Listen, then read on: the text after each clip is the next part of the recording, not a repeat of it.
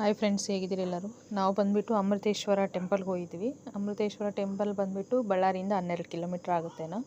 ತಾಳೂರು ರೋಡಲ್ಲಿ ಶ್ರೀಧರ ಗಡ್ಡೆ ದಾಟಿದ ಮೇಲೆ ಬಾಲಾಜಿ ಕ್ಯಾಂಪ್ ಅಂತ ಬರುತ್ತೆ. ಅಲ್ಲಿ ದೇವಸ್ಥಾನ ನೋಡಬೇಕು, ಭಾಳ ಚೆನ್ನಾಗಿದೆ. ಹಿಂಗೆ ನೈಟ್ ಟೈಮಲ್ಲೇ ನೋಡಬೇಕು. ಅದ್ರ ವ್ಯೂ ಬಂದುಬಿಟ್ಟು ಪ್ರತಿ ಒಂದು ಮೆಟ್ಲಿಗೂ ಲೈಟ್ ಹಾಕಿರ್ತಾರೆ, ಪ್ರತಿ ಒಂದು ಗೋಪುರಕ್ಕೂ ಲೈಟು.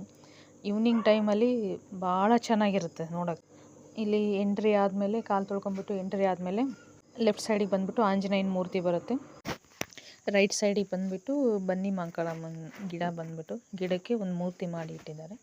ಇದು ಕಾರ್ತಿಕ ಮಾಸ ಆಗಿದ್ದರಿಂದ ದೀಪ ಹಚ್ಚಕ್ಕೆ ಕೂಡ ಎಲ್ಲ ಟೇಬಲ್ಸ್ ಹಾಕಿಬಿಟ್ಟು ದೀಪಗಳಿಟ್ಟು ಅನುಕೂಲ ಮಾಡಿಕೊಟ್ಟಿದ್ರು. ದೇವಸ್ಥಾನ ಸುತ್ತ ಎಲ್ಲ ಗ್ರೀನಾಗಿ ತುಂಬ ಚೆನ್ನಾಗಿ ಮಾಡಿದ್ದಾರೆ. ಸುತ್ತ ಗದ್ದೆಗಳು ಸಹ ಇರೋದ್ರಿಂದ ತಂಪಿರುತ್ತೆ.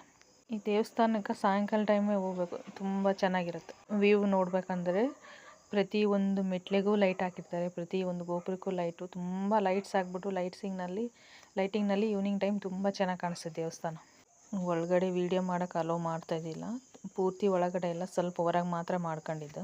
ಇಲ್ಲಿ ಶಿವಲಿಂಗದ್ದು ಸ್ಪೆಷಾಲಿಟಿ ಏನಪ್ಪ ಅಂದರೆ ಸ್ಫಟಿಕ ಲಿಂಗ ಐತೆ. ಎಲ್ಲ ಕಡೆ ನೋಡ್ತೀವಲ್ಲ ನಾರ್ಮಲ್ ಆಗಿನ ಲಿಂಗ, ಇಲ್ಲಿ ಬಂದುಬಿಟ್ಟು ಸ್ಫಟಿಕ ಲಿಂಗ.